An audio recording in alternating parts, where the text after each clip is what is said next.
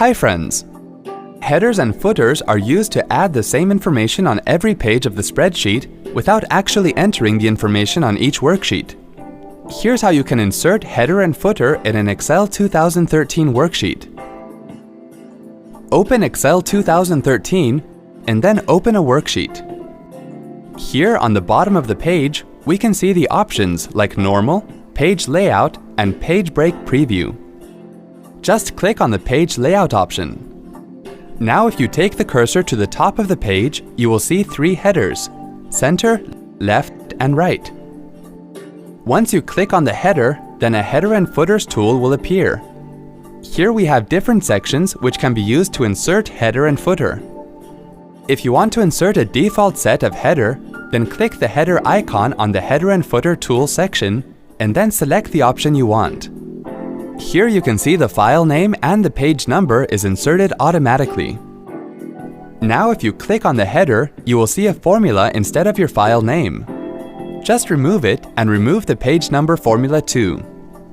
Click on the center header and then click on Design tab under Header and Footer Tools. Here we are inserting the file name in the center header, current date and current time in the left header, page number and the total number of pages in the right header. Here it shows the page number as 1 and the total number of pages as 3. Now let's click on Go to Footer icon under Navigation section. For demo, we are inserting the file path in the footer. Click on the first footer and you will be able to see the file path instead of formula. Click on Go to Header. Now when you click anywhere out of the header or footer area, you will see that the header and footer tools have disappeared. Hope this was easy to follow. Thanks for Okey, sekarang ni pula ialah freeze column, iaitu secara menegak. Okey, contoh kan, cikgu klik ni yang first column, cikgu tekan di freeze pens, lepas tu cikgu tekan freeze first column. Okey, cikgu sudah freeze bahagian ni. So means cikgu sudah lock yang A ni. Yang A ni memang tak boleh bergerak sudah. Kamu tengok ya. Kalau cikgu scroll ke tepi, yang kolom A ni still dekat situ. Means dia tak tergerak sudah, cikgu sudah lock. Kalau mau unfreeze pula, just klik balik ni kolom, tekan freeze pen, lepas tu unfreeze. Macam tu sahaja. Okey, seterusnya cikgu akan ajar fungsi freeze row, beku baris ataupun freeze column. Ataupun dalam bahasa Melayunya, beku lajur. Okey, sebelum tu, kamu gunakan function freeze row dan freeze column ni untuk contohlah kan, kalau kamu mau scroll, kita scroll biasa, kamu tak dapat tengok tajuk ni.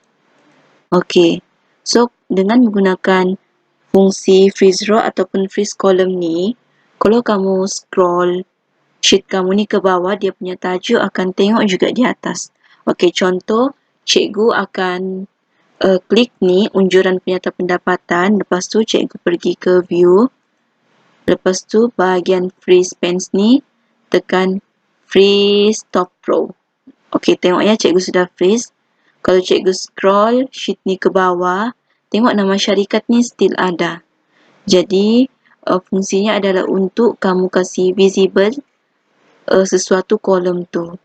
Supaya kalau kamu scroll ke bawah pun, dia punya tajuk tetap tengok. Macam tu. Okey, so sekarang cikgu akan tunjukkan untuk membuka window baru untuk hamparan kerja. Iaitu, kamu mau buka window baru lah, bukan sheet baru. Window dengan sheet adalah dua benda yang berbeza. Kalau sheet means kamu punya sheet ni kan, sheet Microsoft Excel berada di dalam satu window yang sama. Means kamu boleh tengok ini, boleh tengok ini, boleh tengok ini.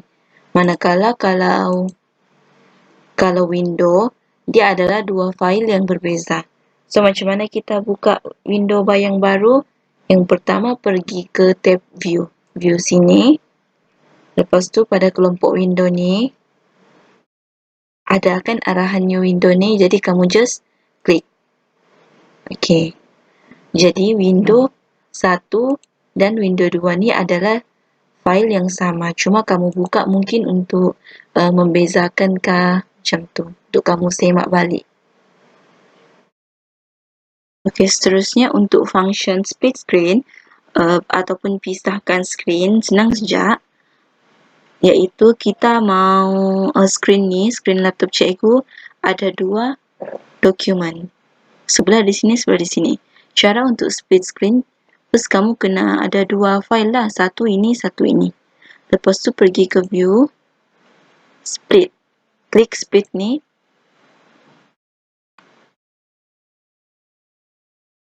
Okey. Tu dia split kan. So ini dia split secara melintang. Kalau kamu mau ubah, tekan balik ni arrange all, pergi ke vertical kah.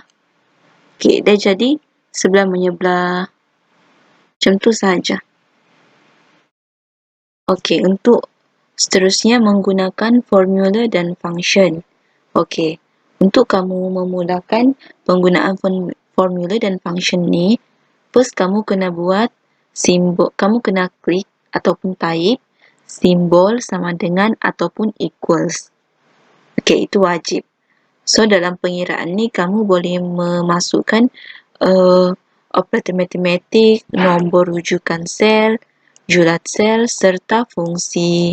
Ini formula yang dipaparkan dalam sel dan juga dalam formula bar semasa formula di-type.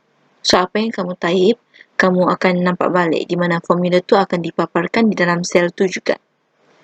Jadi, ini adalah operator matematik yang sering digunakan, iaitu tambah, tolak, darab, bahagi dan juga eksponen.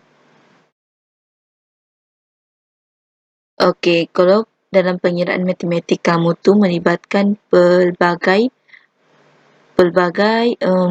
pengiraan, so kamu kena kira berdasarkan urutan ni. Yang pertama, kira yang dalam kurungan dulu, lepas tu eksponen, diikuti dengan darab, bahagi, tambah dan tolak. Okey. Jadi di sini juga terdapat 2 rujukan sel.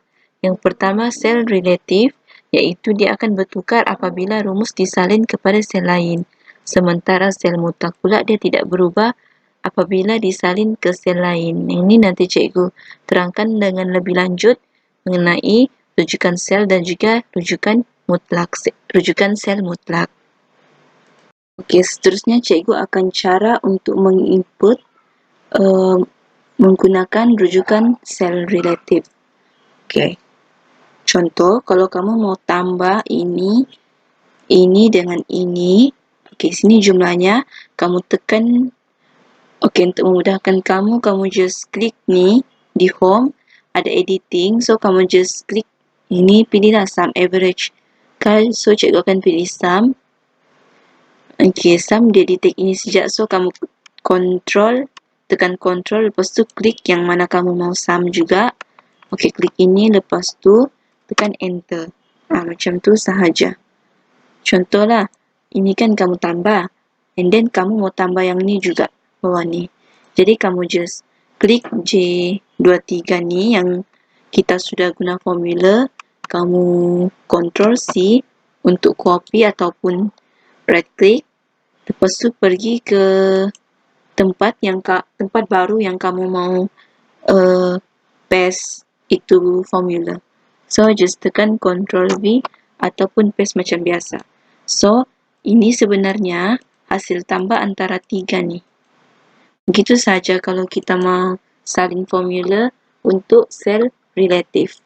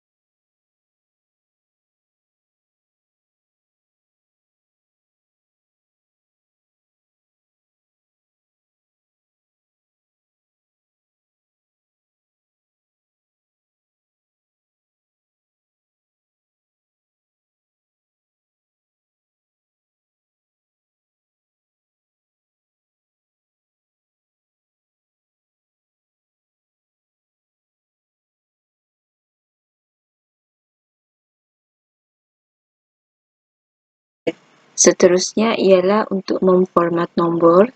Okey, untuk kamu format nombor ni supaya kamu boleh sesuaikan nombor pada setiap sel ni mengikut kesesuaian.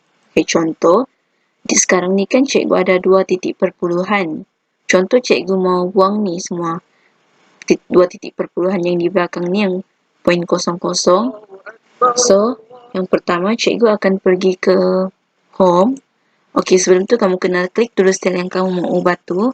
Lepas tu kamu klik di home. Okey. Ini ialah untuk increase decimal. Maksudnya kita tambahkan bilangan titik perpuluhan. Kalau cikgu tekan sekali, tengok titik perpuluhan di belakangnya ada 3.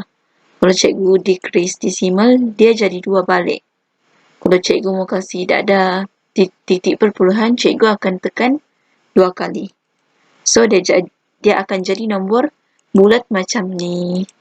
Lepas tu bahagian sini kamu boleh ubah juga mengikut format yang disediakan ni.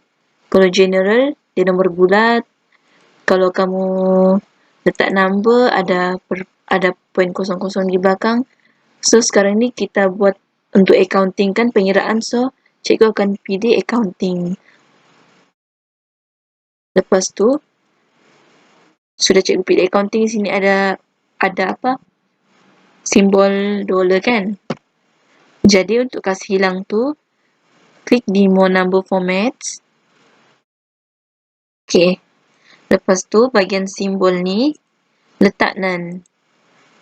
Lepas tu, decimal places pun kamu boleh ubah sama ada mau nombor bulat ataupun ada 2 titik perpuluhan.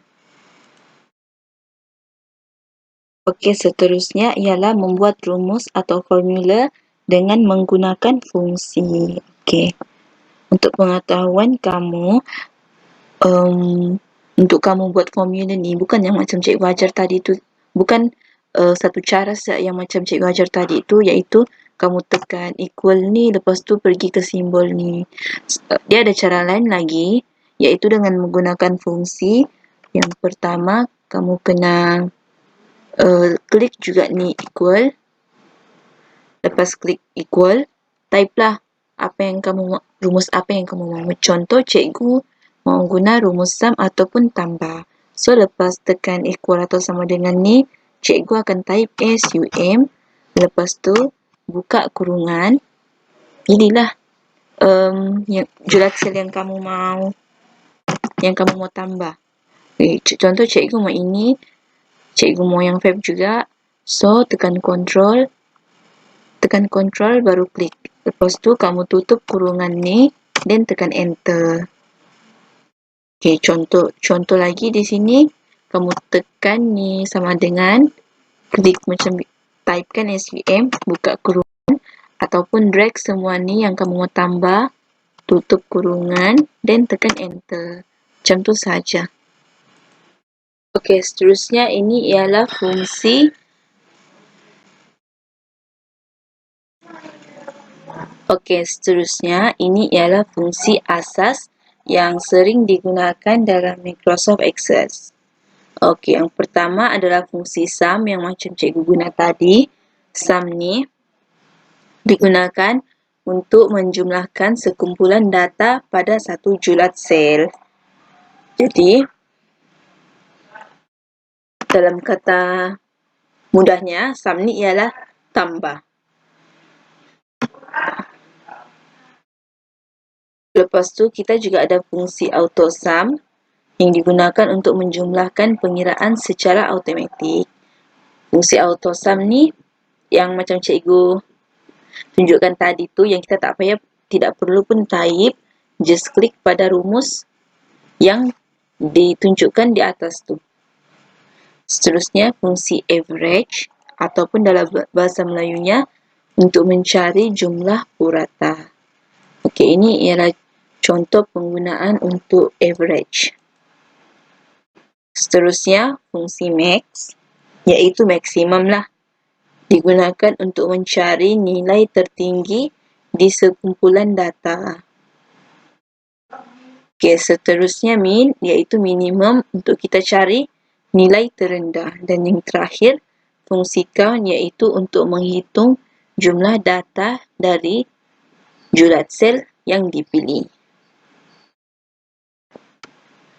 Kalau kamu tengok count dengan sum ni lebih kurang kan sama, tapi sebenarnya tidak. Sum ialah kita jumlah sekumpulan data tu. Manakala count, kita menghitung jumlah data sejak macam berapa data yang ada, bukan nilai keseluruhan. Itu saja untuk fungsi asas yang sering digunakan. Okey, sekarang cikgu akan terangkan macam mana untuk kamu mencipta carta ataupun buat jadual. Okey. So first, kamu kena ada maklumat yang akan kamu masukkan dalam kamu punya carta ataupun graf. Okey, lepas tu kamu select maklumat tu untuk tajuk. Jangan select sebab kalau kamu select format akan lari sikit. So, cikgu sarankan kamu untuk highlight cuma untuk kamu select dia punya maklumat ni sahaja. Lepas tu, pergi ke insert, bahagian chart ni ada banyak lah. Sini ada carta pie, sini ada carta yang guna titik-titik dot-dot tu. Sini macam biasa yang kita selalu tengok bar chart. Ini apa pula? Ini insert statistic chart. Okey, ini pula combo chart, iaitu gabungan. So, untuk maklumat ni, dia lebih sesuai untuk masukkan carta yang ni. Jadi sini kamu boleh pilih lah 2D, 3D, 2D bar ataupun yang ni. So, cikgu akan pilih yang ni. Okey, so ini adalah carta kamu. So, apa yang kamu type di sini, dia akan transfer di sini dengan tepat. Contoh, kalau kamu mau ada ubah-ubah apa-apa di sini, kamu just ubah di sini sahaja. Kamu tidak perlu pun untuk klik ni satu-satu. Okey. Okey, chart title ni boleh masukkan lah kamu punya title di sini. So, kamu just type laporan jualan suku tahun pertama. Okey, ini untuk kamu resize, kasih besar kah atau kasih kecil. Ini kamu boleh drag juga dia pergi center. Lepas tu, kalau kamu double klik, dia akan muncul pen di sini. So, di sini kamu boleh ubahlah bordernya kah. Okey. Yang ini dia punya tajuk lah. Kalau kamu mau ubah di sini jadi barang 1, barang 2 atau barang 3, kamu kena ubah di bahagian sini. Okey, macam tu saja. Apa-apa yang kamu mau ubah boleh pilihlah di sini. Kalau kamu mau ubah bentuk piramid kah, macam tu.